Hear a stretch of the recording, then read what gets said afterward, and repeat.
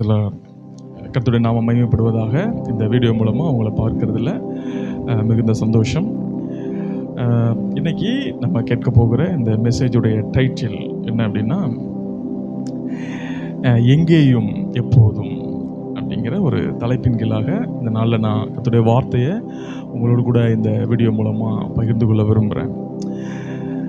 இந்த தலைப்புக்கு ஆதாரமாக ஒரு வசனத்தை நான் வாசிக்க விரும்புகிறேன். 2 கொரிந்தியர் புஸ்தகம் 2ஆம் அதிகாரம் 14வது வசனத்தில் இந்த வார்த்தை இப்படியார் எழுதப்பட்டிருக்கிறது: கிறிஸ்துவுக்குள் எப்பொழுதும் எங்களை வெற்றி சிறக்க பண்ணி எல்லா இடங்களிலேயும் எங்களை கொண்டு அவரை அறிகிற அறிவின் வாசனையை வெளிப்படுத்துகிற தேவனுக்கு ஸ்தோத்திரம்.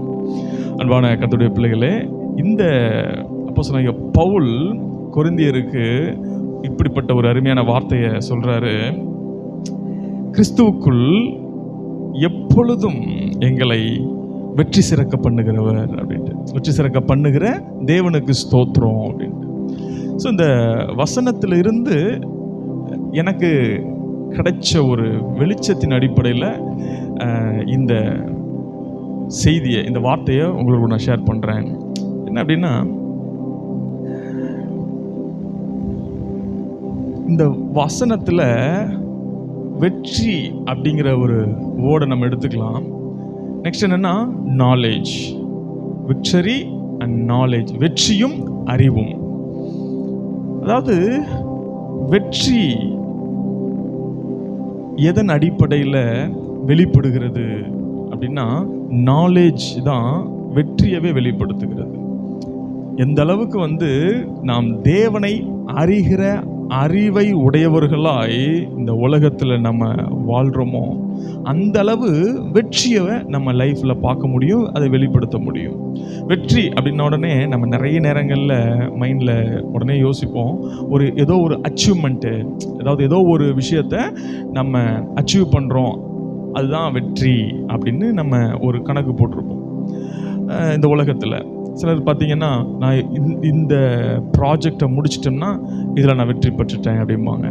சிலர் பார்த்தீங்கன்னா, நான் இந்த ஒரு பில்டிங்கை நான் முடிச்சிட்டேன் அப்படின்னா அது வெற்றி அப்படின்னு நினைக்கலாம். அல்லது இந்த ஒரு ஸ்டேட்டஸில் என் லைஃப்பை நான் கொண்டு போயிட்டேன்னா அது வெற்றி அப்படின்னு நினைக்கிறாங்க. ஸோ இந்த வசனத்தின் அடிப்படையில் நான் புரிந்து கொண்ட ஒரு விஷயம் என்ன அப்படின்னா, வெற்றிங்கிறது இது மாத்திரம் கிடையாது.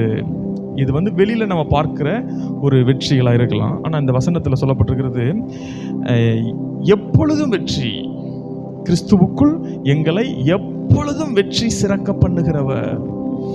அப்போ எப்பொழுதும் வெற்றி அப்படின்னா, எப்பொழுதும் ஏதோ ஒரு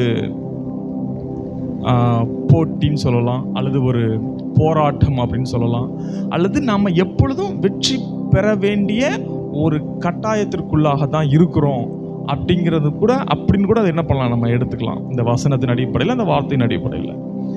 ஓகே, ஸோ இப்போ எப்பொழுதும் கிறிஸ்துவுக்குள் எங்களை வெற்றி சிறக்க பண்ணி எல்லா இடங்களிலேயும் அவரை அறிகிற அறிவின் வாசனையை வெளிப்படுத்துகிற தேவனுக்கு ஸ்தோத்திரம் அப்படிங்கிறார் பவுல். அப்போ என்ன அப்படின்னா, அதான் அந்த வசனம், இந்த மெசேஜுடைய டைட்டில் நான் அப்படி சொன்னேன், எங்கேயும் எப்போதும்.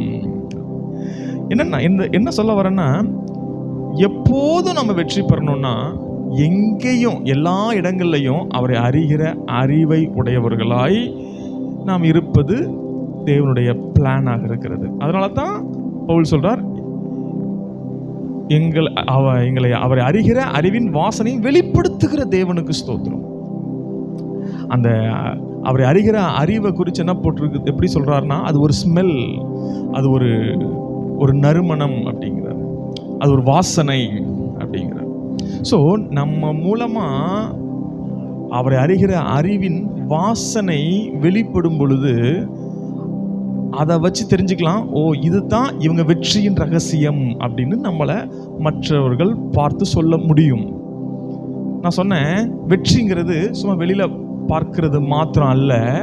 நான் குறிப்பிட்டு சொல்லக்கூடிய ஒரு வெற்றி எதை சொல்கிறேன் அப்படின்னா, ஏன்னா இந்த இடத்துல போட்டிருக்கிறது எப்போதும் வெற்றி அப்படின்னா, எப்போதும் நம்ம வெற்றி பெறப்பட வேண்டிய சில இடங்கள் இருக்கிறது, சில ஏரியாக்கள் இருக்குது. அது என்னது அப்படின்னா, இன்னர் ஸ்பாட் அல்லது நமக்குள்ளாக நடைபெறும் வெற்றி. நமக்குள்ள ஏகப்பட்ட தோல்விகளில் நம்ம வாழ்ந்து கொண்டு வெளியில வெற்றி வாழ்க்கை வாழ்ந்துட்டு இருக்கிறோம் அப்படிங்கிற மாதிரி நம்ம காமிச்சிக்க முடியும் சில நேரங்களில், பல நேரங்களில். ஏன்னா பலருடைய வாழ்க்கை அப்படிதான் இருக்குது பாருங்க. சிலருடைய லைஃப் ஸ்டைல் பார்க்கும் பொழுது இவங்க ஒரு நல்ல வெற்றியுள்ள வாழ்க்கை வாழ்ந்துட்டு இருக்கிறாங்க அப்படின்னு நம்ம சொல்றோம். ஆனா அது மட்டும் கிடையாது முழுமையான வெற்றி.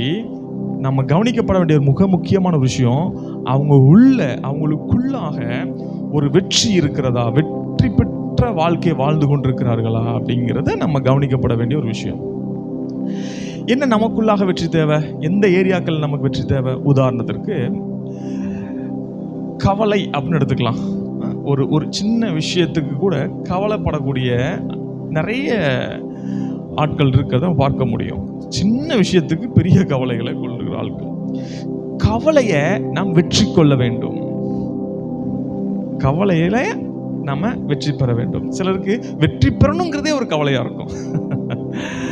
ஸோ என்ன சொல்ல வரேன்னா, கவலை, மன அழுத்தம், அப்புறம் கோபம், பொறாமை, மற்றவர்களை குறித்தான எரிச்சல்கள், இன்னும் உங்க பழைய வாழ்க்கையில் நடந்த காயங்கள், உங்க எதிர்கால பயங்கள், நிகழ்கால போராட்டங்கள், ஒரு கடன்ல சிக்கி கொண்டிருக்கும் பொழுது உண்டாகிற மனநிலைகள்.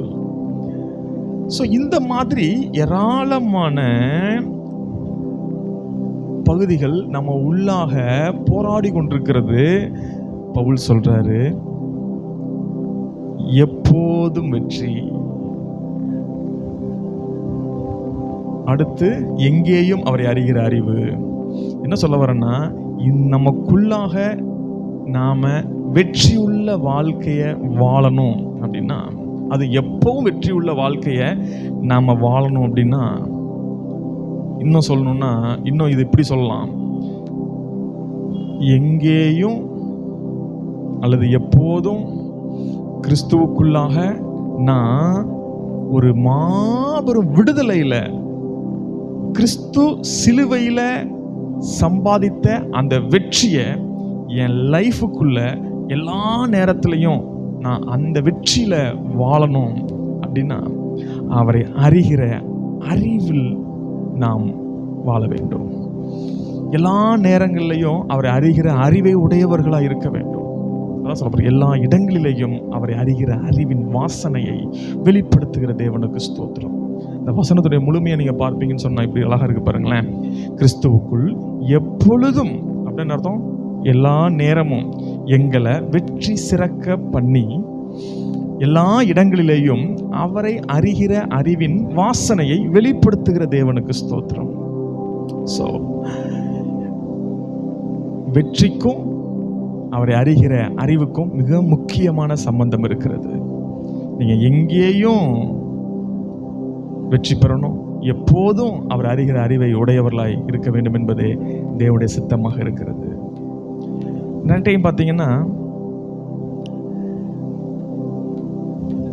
நாம நம்மளை சுற்றி என்ன நடக்குது அப்படிங்கிறத வச்சு நாம யாரு அப்படிங்கிறத நம்ம யோசிச்சு கொண்டிருப்போம். நமக்கு இதெல்லாம் நடக்குது, ஸோ நம்ம இப்படி இருக்கிறோம் அப்படின்ட்டு. ஆனால் உண்மை என்னன்னா, நம்மை சுற்றி என்ன நடக்குது அப்படிங்கிறது முக்கியம் அல்ல, நமக்குள்ளாக என்ன நடக்கிறது அப்படிங்கிறதா முக்கியம். அதான் சொல்ல வந்தேன், நமக்கு வெளியில தெரிகிற வெற்றிகள் முழுமையான வெற்றிகள் அல்ல, நமக்குள்ளாக நடக்கிற வெற்றிகள் மிக முக்கியமான வெற்றிகள். அதைத்தான் கிறிஸ்து நமக்கு தருவதற்காய் சிலுவையிலே அவர் மரித்தார், சிலுவையில் அவர் வெற்றி பெற்றார். அவருடைய வெற்றி நம்முடைய வெற்றியாக இருக்கிறது. அப்போ கிறிஸ்துவுக்குள்ளான வெற்றியை நாம் வாழ அழைக்கப்பட்டிருக்கிறோம். கர்த்தர் தாமே இந்த வார்த்தையின் மூலமாய் உங்களை ஆசீர்வதிப்பாராக. God bless you. God